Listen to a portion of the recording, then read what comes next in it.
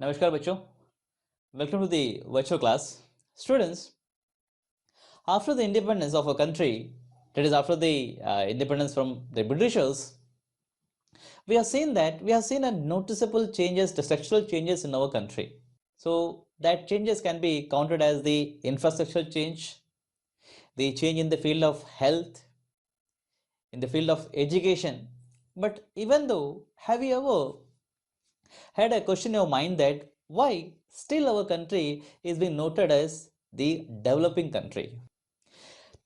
The same time when we got independence from the Britishers, and during that period of time, many countries, the countries like Japan, Germany, and many other countries got independence from their colonial rules. So students, these countries, when they got independence with us, that means during the period when we got independence, now these countries are being counted in the developed country. But what about us?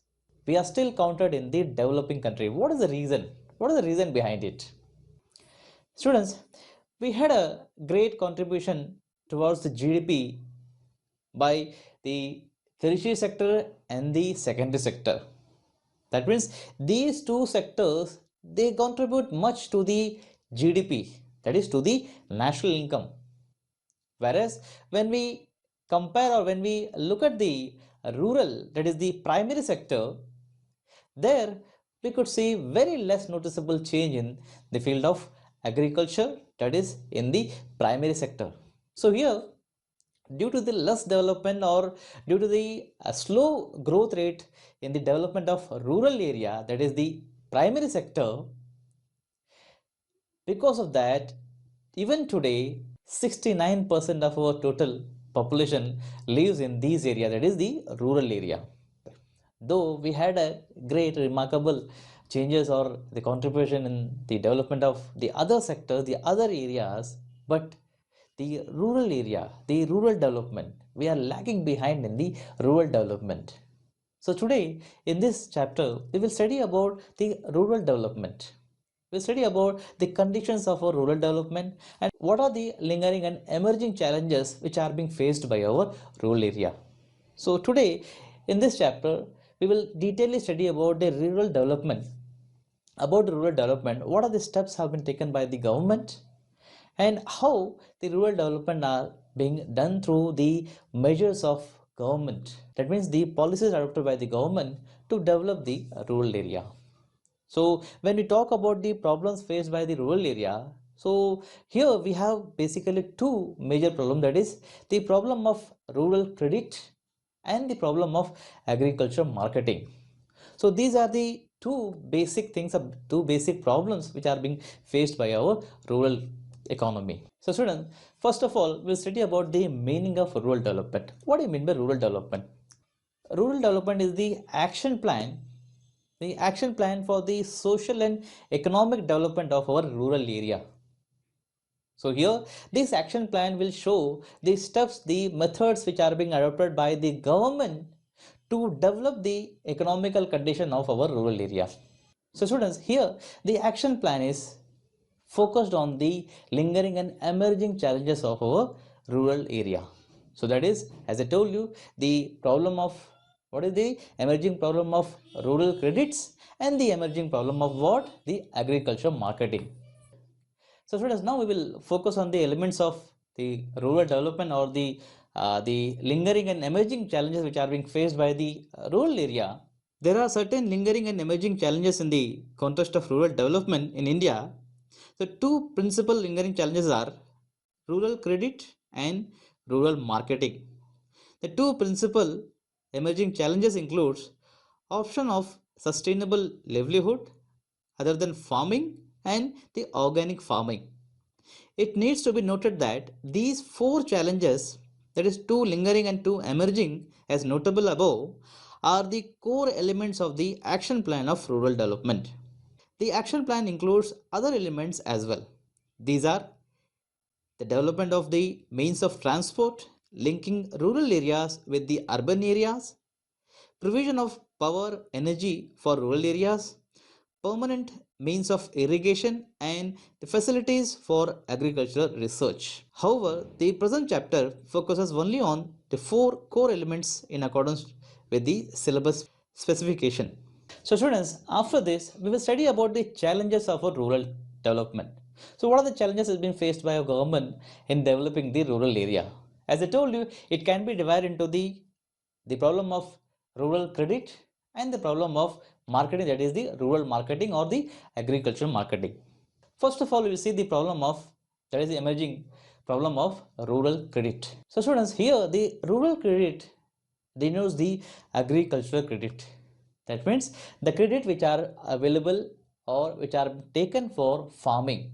So when you talk about these rural credits, these are the short term, medium term and the long term credits which are taken by the farmers for undertaking the cultivation process.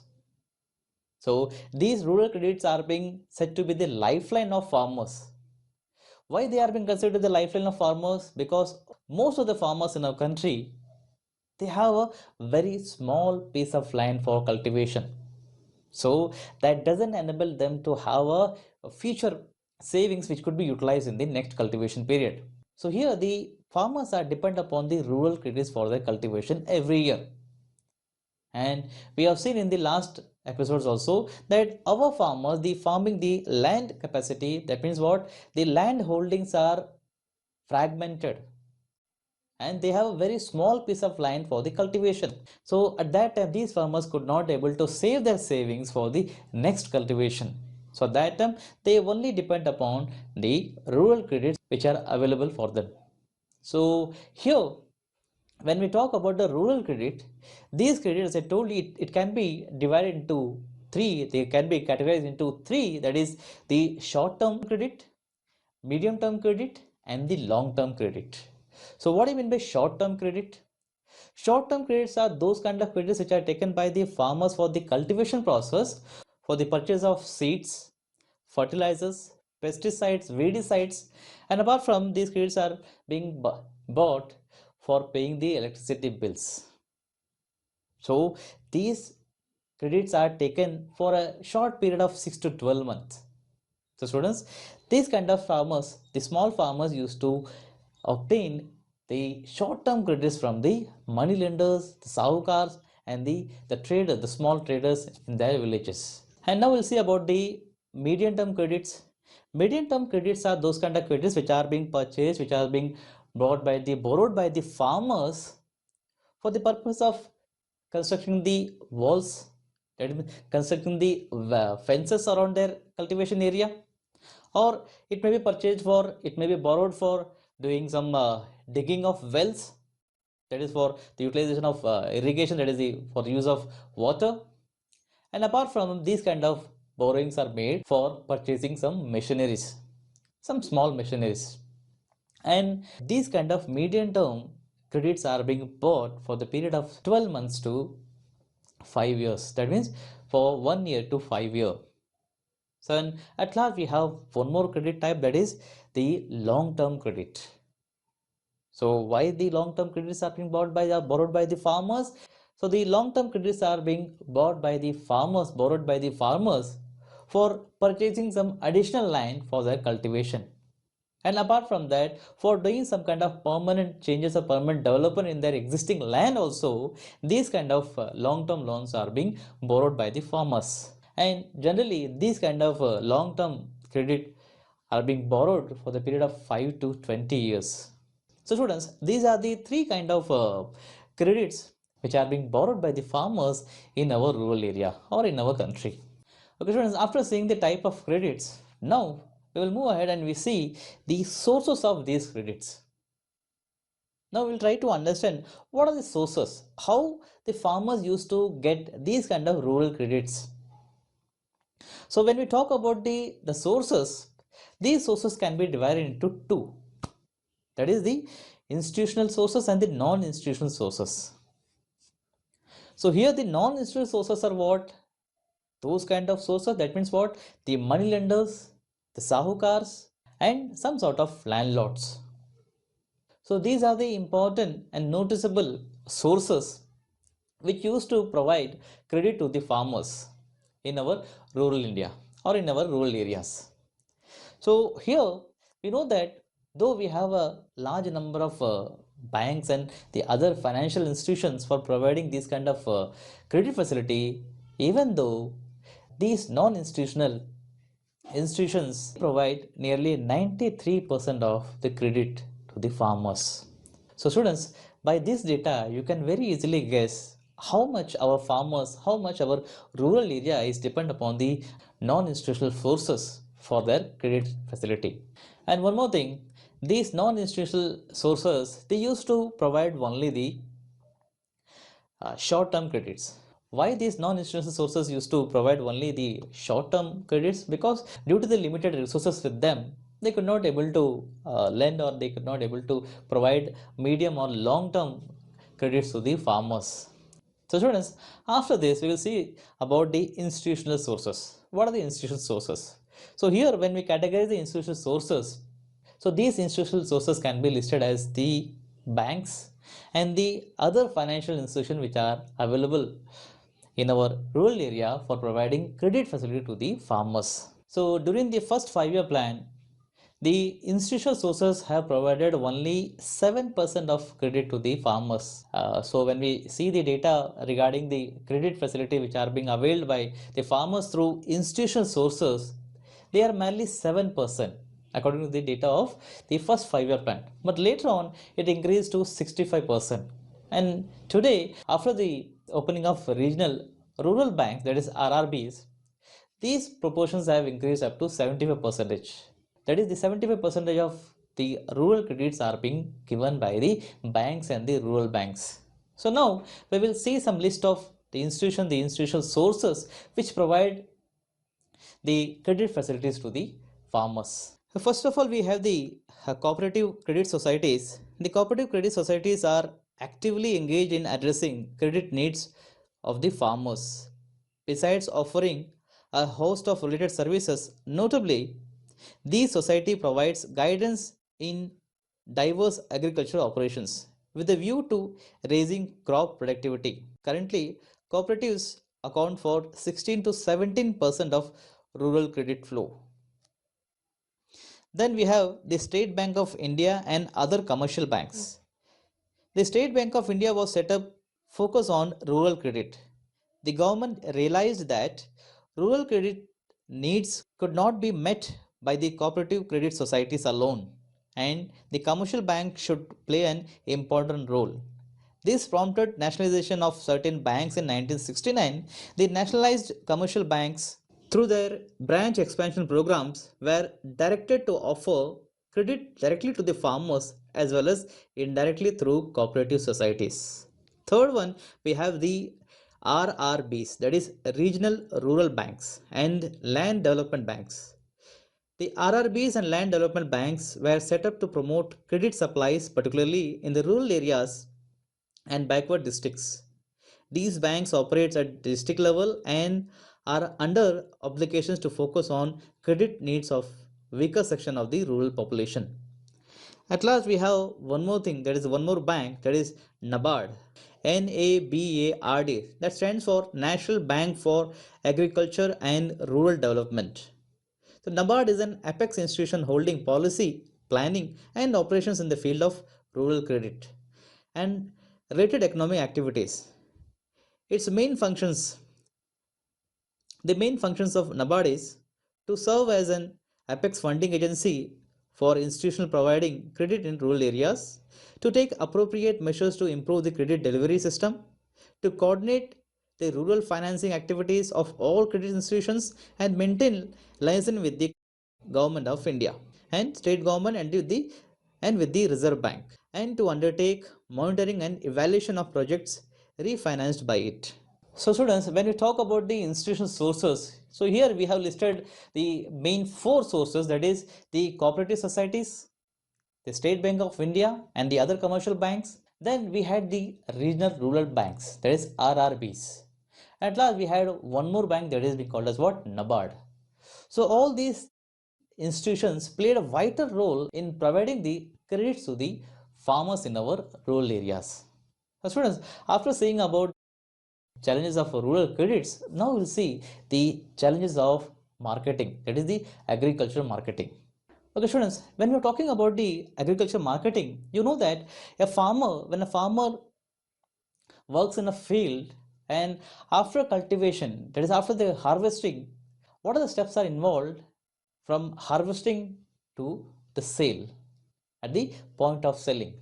He used to collect the crops from the field after harvesting. Then he had to process it by making the fodders and the seeds separately. And then it is being graded. By grading that commodity, by grading the crops, he used to package. That means the farmer used to package them according to the need of the buyer. And after that, after packaging, he has to store the commodity, he has to store the crops for the future selling.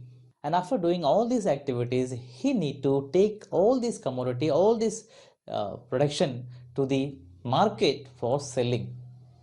So here in marketing, in agriculture marketing, we will see how a farmer after cultivation, he had to do all these kind of activities by which he can sell this commodity in the market in a proper way so that he can gain a good amount in his hand. So here the agriculture marketing is related with these activities after the cultivation, how these commodities are being bought into the market. So generally in our country, as I told you that our country, our farmers are composed of small farmers because they have very less land holdings and less land holding and the fragmented land holdings. So because of this, the cultivation which are being done by these farmers, they are merely in a small proportion. So when they are doing the cultivation in a small proportion, what is happening here? By getting the rural credits, most of the credits are being purchased from these middlemen and the agricultural traders. So even after the cultivation, what they used to do, they used to sell their commodity to these people such that their credits can be repaid through these cultivations. So by this what is happening, the small farmers are merely getting a profit in their hand. Why? Because all the cultivation which are being brought to the market for selling, they are sold through these middlemen and the traders. So now we will see how the government have managed, how the government have made a program to make the farmers to sell their commodity directly into the market so that they can gain more. They can have their own prices. So for that one also, our government have announced a policy that is being called was MSP. So this kind of selling, the selling which is being done by the farmers through the way of the traders and the middlemen, that is being called as distress sale. Distress sale refers to the situation when the farmers are compelled to sell their produce immediately after the harvest, no matter how long the market price is. The compulsion to sell arises because the farmers need immediate cash to pay off their debts and they lack storage facilities or the cost of storage is very high. Okay, students, now we will see what are the measures and the steps have been taken by the government in the agriculture marketing such that the farmers can get maximum benefit from their production. In order to improve the system of agriculture marketing, the government have initiated series of measures, that is regulated markets. Regulated markets have been established where sale and purchase of the produce is monitored by the market committee, including the representatives of government, farmer, and the traders. Market system is made transparent with a strict vigil on the use of proper scales and weights. The market committees ensures that the farmers get appropriate price of their product. Second one, cooperative agriculture marketing societies. The government is encouraging the formation of cooperative agriculture marketing societies. As members of these societies, farmers find themselves better bargainer in the market, getting better price of their produce through collective sale. Then provisions of warehousing facilities. With a view to avoid distress sale, the government is offering warehouse facilities to the farmers. Central and state warehousing corporations are the principal government agencies offering storage space to the farmers. Then subsidized transport. Railways are offering subsidized transportation facility to the farmers to bring their produce to the urban markets where often they get a better deal. Then dissemination of information. Electronic media and print media are actively engaged in offering market related information to the farmers, particularly information related to price behavior in the market. This helps the farmers in deciding how much to sell and when to sell. Then the important one, that is MSP policy, that is minimum support price policy, is an important step initiated by the government to improve agricultural marketing system. MSP is an assurance to the farmers that their produce would be purchased by the government at a specified price. Of course, the farmers are free to sell their products at a higher price than MSP in the open market. So students, these are some important steps which are being taken by the government to improve the agriculture marketing and which can provide the farmers to sell their commodity in a better price. So students, after this, we will see some diversifications done in agriculture. That means we will see that it refers to the reallocation of some of the agricultural activities into the other activities which can reduce the risk of market. That is what here the farmer's dependency on the agriculture will be reduced by these allied activities. That means when we talk about the agricultural diversification, that can be divided into two, that is the diversification on the crop production and the diversification on the production activity. When you talk about the diversification in the crop production, here the farmers are being engaged to cultivate in a different pattern. That is the process of cultivating from single crop production to the multiple crop production system. So it will enable them to earn more and it will also reduce the risk of low production. So after this, we'll see that what are the diversifications in the production activities. So here we will see some employment, the earning which is being earned by the farmers outside the agriculture. So apart from agriculture, the cultivation of crops, even the farmers can get earning from these kind of activities, the productive activities. So here we have the list of these other activities apart from the cultivation, that is the animal husbandry, fisheries, horticultures, then the development of small and cottage industries. So students, listen carefully. Here we'll see one by one how the development have been made in these fields, the other activities related with the agriculture, the other productive activities which have been done in the rural areas of our country. First one, animal husbandry. Animal husbandry is an important area of employment in India, different from crop farming. It is also called livestock farming. Poultry, cattle, and goat sheep are important components of livestock in India. Poultry accounts for 42%, cattle 25%, and goat and sheep nearly 20% of share in the total livestock in India. In most areas, livestock farming is combined with crop farming by the rural families with a view to supplementing their income. Second one, that is fisheries.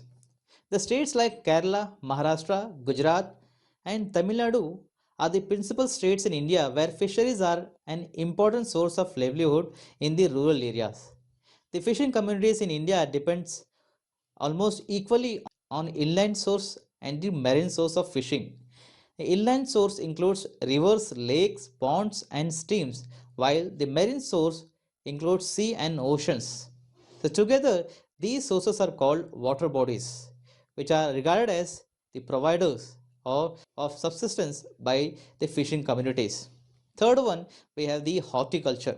Horticulture is another alternative source of employment in the rural areas.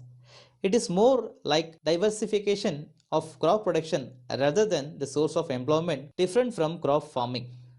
Horticulture crops include fruits, vegetables, and flowers, besides the several others. Presently, India is the second largest producer of fruits and vegetables in the world. And high productivity, we are emerging as the leading producer of mangoes, bananas, coconut, cashew nuts, and variety of spices. High crop productivity led to green revolution in horticulture farming during the years 1991 to 2012. Then we have the cottage and household industry. Cottage and household industries has been a traditional source of non-farm production activities in rural area.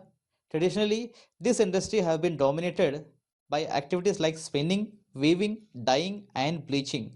However, with the growth of urban textile industries, these activities have been hit hard in rural areas. During the recent past, some new household activities have emerged as the alternative sources of income generation.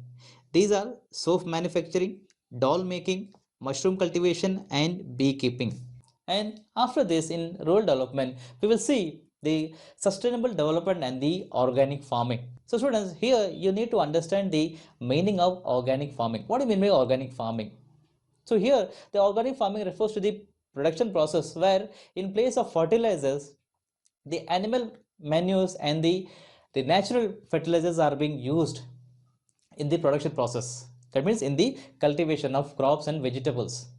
So basically these organic farming are getting popularity nowadays in our market. Why? Because these are being considered to be free from the chemicals.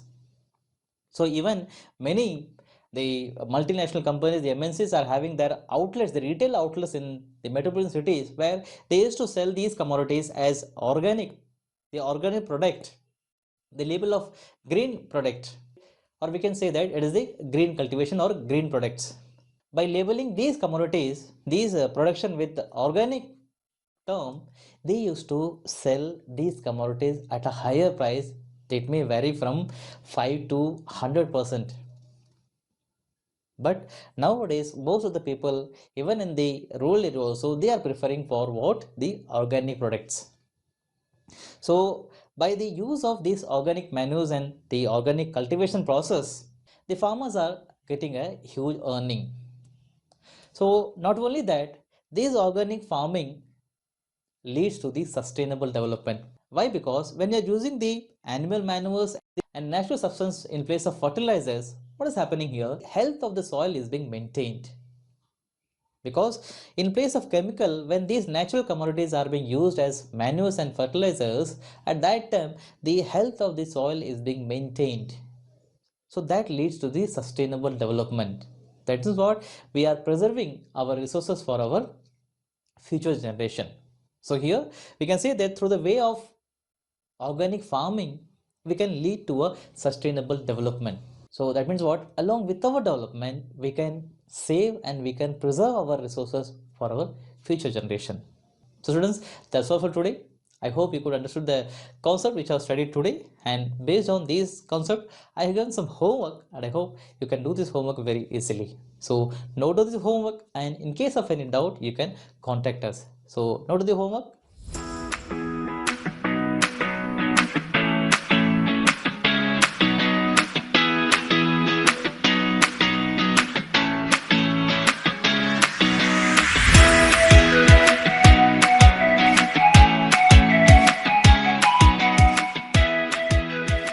Okay students, that's all for today. We will meet in the next episode with the concept of employment. So until then, keep learning, stay safe, stay alert. Jai Hind, Jai Bharat.